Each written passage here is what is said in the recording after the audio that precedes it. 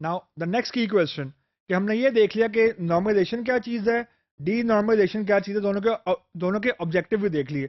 Now the key question, when to denormalize. Denormalize हमने किस वक्त करना है.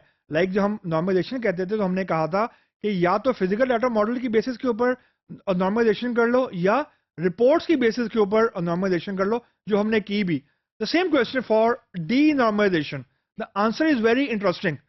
There is no rule for denormalization. जिस तरह हमारे पास नॉर्मलाइजेशन में 1NF था, 2NF था, 3NF था, डी नॉर्मलाइजेशन में there is no rule actually. यानी आप ये नहीं कह सकते 1DNF 2DNF, ऐसी कोई रूल एग्जिस्ट नहीं करता डी नॉर्मलाइजेशन में.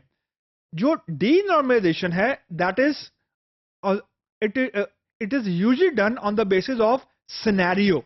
यानी हम ये कहते हैं कि अगर ये सिनेरियो हो तो फलानी चीज कर लो, अगर ये सिनेरियो है तो ये स्टेप कर लो, अगर अगर ये चीज हो गई है तो देन डू दिस थिंग. यानी जिस प्रोग्रामिंग में इफ देन एल्स होता है ना, बिल्कुल वैसे ही डी नॉर्मलाइजेशन में कि if this is a scenario then do this. And there is a very good chance कि कभी कोई इफ की कंडीशन ट्रू ही ना हो, कोई ऐसा सिनेरियो ही ना आए कि आपको डी नॉर्मलाइज करना पड़े. तो the whole point in discussion इज कि एक तो इसको कोई हार्ड एंड फास्ट रूल नहीं है. There is no rule, there is no hard and fast rule which will drive you actually to do denormalization. तो आप ये नहीं क्लेम कर सकते कि मैंने denormalization 1NF कर ली है या 2NF कर ली, क्योंकि ऐसी चीज कोई एग्जिस्ट नहीं करती. तो in comparison with denormalization, in comparison with normalization we can say it is basically no rule driven. कोई रूल नहीं है इसके अंदर. Likewise normalization में बड़े हार्ड एंड फास्ट और स्ट्रिक्ट रूल थे. रूल्स के अगेंस्ट डी नॉर्मलाइजेशन में एक चीज एग्जिस्ट करती है, उसको बोलते हैं बेस्ट प्रैक्टिस.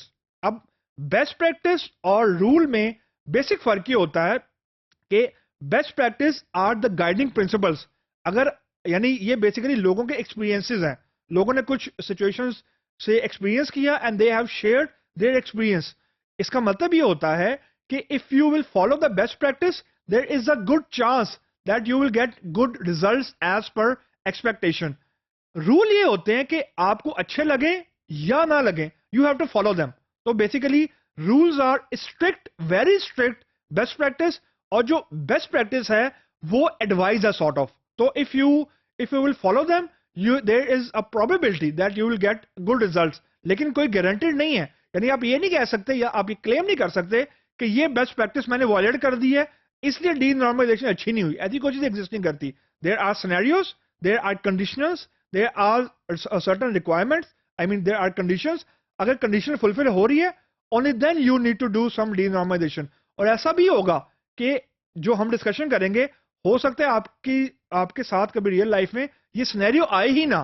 तो यू कैन नॉट से कि मैंने तो फॉर एग्जांपल 5 सिनेरियोस पढ़े थे डीनॉर्मलाइजेशन के, ये तो कभी आए नहीं रहे. ऐसा बिल्कुल हो सकता है.